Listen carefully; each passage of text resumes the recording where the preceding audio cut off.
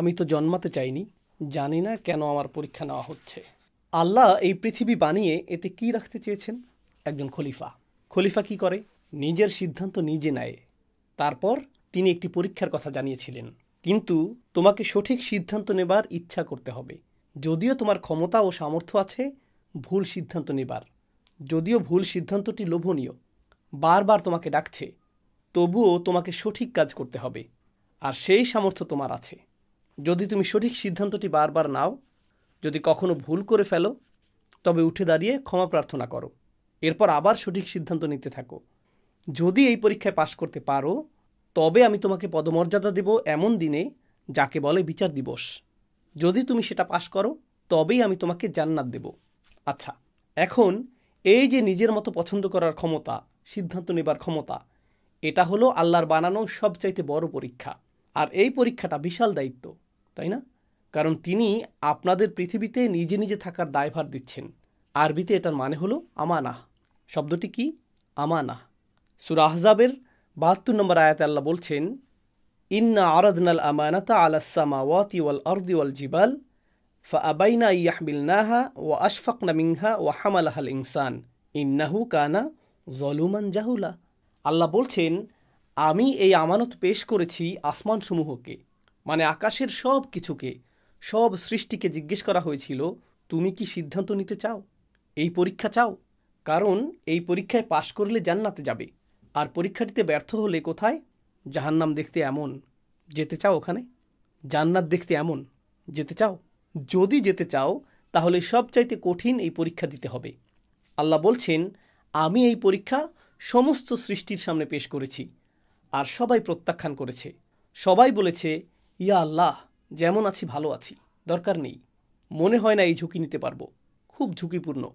এত ঝুঁকি, কারণ ফেল করলে কোথায় যেতে হবে? জাহান্নামে। এরপর আল্লাহ সৃষ্টি করলেন আমাদের মানবজাতি সমৃদ্ধ এক পরাশক্তি দ্বারা। সেটা কি? রূহ। এরপর তিনি আমাদের বললেন, শোনো, আমি এই অফার সবাইকে দিয়েছি। তাদের অফার দিয়েছি যে পৃথিবীতে খলিফা হিসেবে পাঠাবো, আর নিজেদের মতো সিদ্ধান্ত নেওয়ার আমানত দেব। কিন্তু অস্তিত্বশীল কোনো সৃষ্টি আমার এই অফার গ্রহণ করেনি। কিন্তু আমি তোমাদের এক বিশেষ শক্তি দিয়েছি, সেটা হলো তোমাদের শুধু ভারসাম্যই নেই, ভারসাম্য মনে আছে, মানে তোমাদের ভালো মন্দের বোধ আছে এই ভারসাম্যের কারণে। একই সাথে আমি তোমাদের এমন কিছু দিয়েছি যা আমার সাথে তোমাদের সর্বক্ষণ সংযুক্ত রাখবে। তোমাদের ভেতরে এমন নূর যা আমার সাথে সংযুক্ত থাকবে। সেটা কি? রূহ। আর এ কারণেই তোমরা এই পরীক্ষায় পাশ করতে আমার অন্য যে কোনো সৃষ্টির তুলনায় বেশি সক্ষম। তোমরা কি তবে পরীক্ষাটি নেবে? আমি জোরাজোরি করছি না, তোমাদের ইচ্ছা। তোমরা কি পৃথিবীতে এসে এই পরীক্ষা নিতে চাও? আচ্ছা, পরীক্ষাটি নিয়ে আরও কিছু জানাই তোমাদের আমি।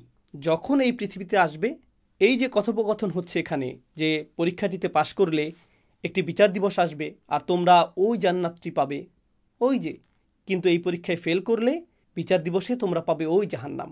দেখতে পাচ্ছ? হ্যাঁ, দেখতে পাচ্ছি। আর তোমাদের শত্রু থাকবে এই পৃথিবীতে, যারা চাইবে তোমরা জাহান্নামে যাও। অনেক শক্তিশালী শত্রু থাকবে তোমাদের। কিন্তু আমি যা তোমাদের দিয়েছি, তোমাদের ভেতরের যেই ভালোত্ব আর যেই অভি দেব তোমাদেরকে, সেগুলোই যথেষ্ট হবে পরীক্ষায় পাশ করার জন্য। তোমাদের মধ্যে সমস্ত গুণ, সমস্ত সক্ষমতা ও সামর্থ্য দেয়া আছে, যেগুলো পরীক্ষাটি পাশ করার জন্য প্রয়োজন। আমি গ্যারান্টি দিচ্ছি, তোমাদের সেই সামর্থ্য অবশ্যই আছে, কিন্তু সিদ্ধান্ত তোমাদের। প্রসঙ্গত আরেকটি কথা বলছি, কোনো কাজের সামর্থ্য থাকা মানেই কিন্তু কাজটি করে ফেলা নয়, তাই না? মেধাবী ছাত্র মানেই কি সে অনেক পড়াশোনা করে? না, বরং পড়াশোনা করার সিদ্ধান্তটা তাকে নিতে হয়, তাই না? আপনার সামর্থ্য আছে, তবে কাজটি করেননি। আল্লাহ বলেন, আমি তোমাদের সমস্ত সামর্থ্য দিয়েছি, সাথে আমার কথা দ্বারা সাহসও যোগাবো। এখন প্রত্যেকটি মানুষকে এই সিদ্ধান্ত নিতে বলা হয়েছিল, এই পরীক্ষা নেবার কিংবা না নেবার, সবাইকেই।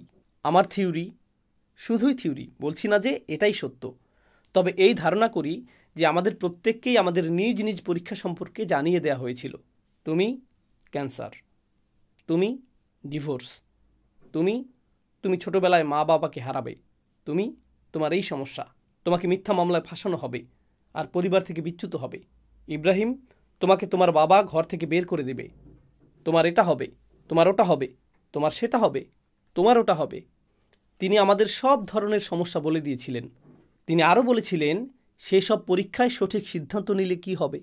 আমরা এইসব পরীক্ষার কথা শুনে কি বললাম বলুন তো?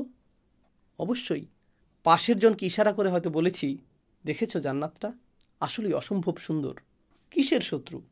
আমরা সব দেখে নেব, কোনো সমস্যা নেই, আমাদের নিয়ে নিন।